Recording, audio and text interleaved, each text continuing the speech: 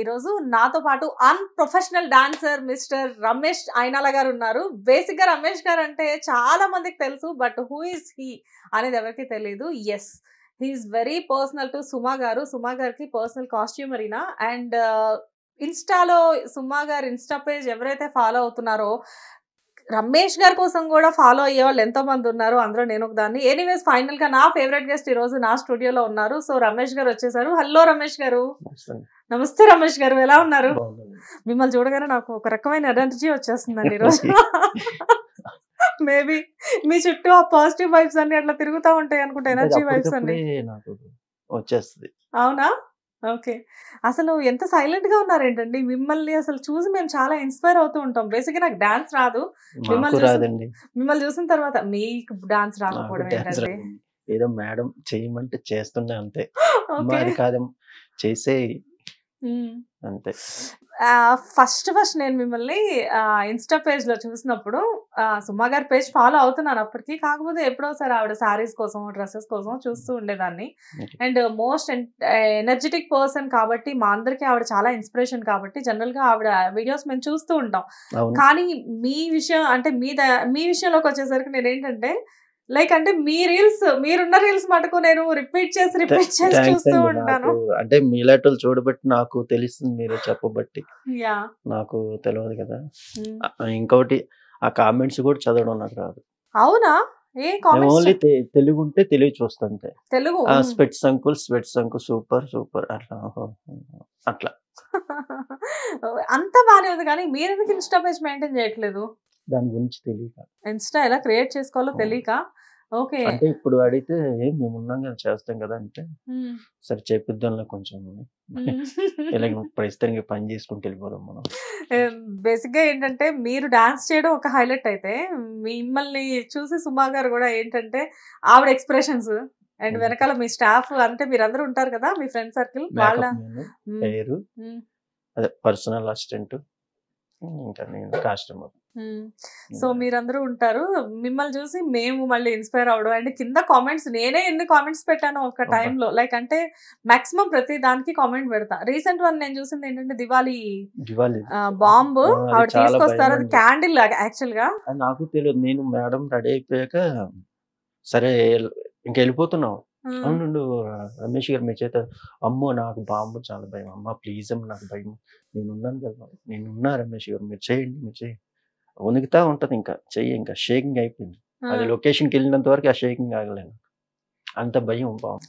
ఆ రోజు నేను చూసానండి, ఒక చిన్న బాంబు వెలిగించడానికి ఆ అగరబత్తితో ఇలా అంటారు ఎలా అలా. అది అసలే అది గ్రీన్ కలర్ బాంబ్ అండి, అది సౌండ్ మామూలు కాదు, అది మొత్తం పగిలిపోతాయి. మేమైతే అక్కడ క్యాండిల్ ఉందంటే దాన్ని ఇలా వెలిగించి ఇలా విసిరేస్తాము. అది మీ అంటే ఫస్ట్ నుంచి అలవాటు నాకు. అదే అసలు చెప్తాను కదా, నాకు పండగల్లో నచ్చని పండుగ ఒకటి ఉందంటే ఒక దీపావళి. మంచి పండగే ఆ సౌండ్ కి. కానీ మిమ్మల్నేనండి చూస్తున్నాను, క్రాకర్స్ కాల్చాలి అంటే ఇంత భయపడే పర్సన్ ని ఎలా మరి? చిన్నప్పటి నుంచి క్రాకర్స్ ఎక్కువ అసలు ఏం టచ్ లేదా మీకు?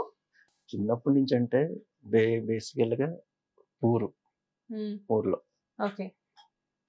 ఏదో తెచ్చుకున్నవి అంటించుకో, కాకర పువ్వొత్తులు, ఈ మతా ఎగ్గిపెట్లు ఉండేటివి, అవి ఈ పాము బిల్లలు అంటే ఇస్తలా ఎగిసేటివి, అట్ల వరకే. ఈ బాంబులు అప్పుడు తాటాకులు బాంబులు ఉండే, అవి మళ్ళీ చివరి ఇలా ఇసిరేసేవాళ్ళు. ఇవి మరీ డేంజర్ అండి బాబు ఆ సౌండ్ కి. నాకు మేడం నేనున్నా అనేసరికి ఇంక డేర్ చేస్తారు సరే. బేసిక్ గా మాకు సౌండ్ పొల్యూషన్ అంటే చాలా ఇష్టం, ఎందుకంటే మా వాయిస్ అలాగే ఉంటాయి కాబట్టి మాకు అలా అలవాటు అయిపోయింది. మేము అలా అలవాటు చేసుకున్నాం సౌండ్ పొల్యూషన్. అదే వాళ్ళకి కూడా పండగ అంటే అందరికి ఇష్టమే, అంటే ఈ సౌండ్ వల్ల నాకు ఇష్టం లేదు అంతే. ప్రతి పండుగ నాకు ఇష్టమే. మొత్తానికి మీలో ఉన్న అంటే మీరు మొత్తానికి మల్టీ టాలెంట్ అండి. లైక్ ఒక పక్కన కాస్ట్యూమ్ డిజైన్స్ చేస్తూ, ఒక పక్కన డాన్స్ చేస్తూ. బట్ ఈ విషయంలో సుమా గారిని కూడా చాలా అప్రిషియేట్ చేయాలి. అంటే జనరల్ గా నేను ఇక్కడికి వచ్చి రావడం ఏంటండి, ఫ్యామిలీ మెంబర్స్ ని వైరల్ చేయడం వేరు, ఆవిడ ఏంటంటే స్పెషల్ గా ఆవిడ స్టాఫ్ ని కూడా వైరల్ చేస్తున్నారు చూసారా, అది మాత్రం సూపర్ హైలైట్. ఇంతవరకు నేను వచ్చానంటే అదంతా మేడం అంతే కదండి. నేను ఎవరిని అసలు కాస్ట్యూమ్ అని ఒక కాస్ట్యూమ్ కామన్ మ్యాన్. సో అసలు ఒక కాస్ట్యూమర్ ఇప్పుడు ఇంత ఫేమస్ ఇంత వైరల్ అవ్వడానికి డెఫినెట్ గా సుమా గారు వన్ ఆఫ్ ది రీజన్. ఆవిడే. కానీ అసలు ఎక్కడి నుంచి మీ కెరియర్ స్టార్ట్ అయింది? అసలు రమేష్ గారు ఎక్కడ స్టార్ట్ అయ్యారు? నేనండి ఇంకా మాది విజయనగరం డిస్ట్రిక్ట్ బొబ్బిలి మాది. బొబ్బిలి. బొబ్బిలి. ఇంకా నేను టైలరింగ్ అప్పట్లో టైలరింగ్ నేర్చుకునేవాడిని. ఓకే. ఇక నాకు కొంచెం మ్యూజిక్ పిచ్ మీద ఇంకా టైలరింగ్ మీద కూడా పుట్టి టైలరింగ్ చేసేటప్పుడు కూడా ఇలా ఇలా ఇలా అనుకుంటూ టైలరింగ్ అంటే చేసేవాళ్ళా? మనకి ఇది తబలా డోలక్ ఇట్లాంటి ఓకే, ఓకే. ఇంట్రెస్ట్ ఎక్కువ ఉండేది. ఇంకా ఇక్కడ ఫ్రెండ్స్ నేను వంచుతుంటే నువ్వు ఇక్కడ ఉండబోదా, నువ్వు హైదరాబాద్ వెళ్ళిపో ఏదో లాగా చేసుకోండి. ఇంక దాని గురించి నేను ఇంకా ట్రావెల్ ఇంకా హైదరాబాద్ రావడం జరిగింది. వచ్చాక ఇక్కడ పని ఏమి లేదు అసలు. అయితే తిండికి కూడా అసలు చాలా కష్టం అయిపోయేది. ఓకే. రావడం ఎక్కడికి వచ్చారు? కృష్ణానగరా? రావడం బేగంపేట. బేగంపేట్. బేగంపేట వెళ్ళిపోయాను. అక్కడ ఫ్రెండ్స్ ఉన్నారు. ఆ ఫ్రెండ్స్ కూడా ఉన్నారు కానీ వాళ్ళు కూడా బేవర్సే. నేను వాళ్ళు ఏదో సెటిల్ అయిపోయారు అనుకున్నా. వాళ్ళు ఓకే. బేవర్స్. ఇంకా వాళ్ళ దగ్గరికి వెళ్ళి నేను బేవర్స్ లాగా చూసా. అబ్బా ఇంట్లో ఆల్రెడీ ఇబ్బంది పడి ఇక్కడ ఇబ్బంది పడి ఏంటి నరకం అనేసి ఇంకా బేగంపేట దగ్గర బస్ స్టాండ్ శ్యామ్లాల్ ఐడియా ఉంది మీకు? శ్యామ్లాల్ తెలుసు. ఆ బస్ స్టాండ్ లో కూడా పడుకున్న రోజులు ఉన్నాయండి. అయ్యో. ఓకే.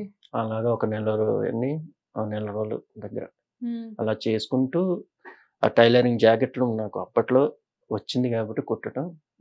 ఊర్లో ఫినిషింగ్ ఇక్కడ తీసుకోలే, చేతి కుట్లు చేసుకుంటూ వెళ్ళేవాడిని. తర్వాత ఉషా కిరణ్ దాని ఆపోజిటే మయూరి. అది చూస్తే వేరే ఇలాగ అడిగా ఇట్లా వర్క్లు ఉంటాయండి అందరు. మామూలుగా లోపలికి రమ్మంటే వెళ్ళాను.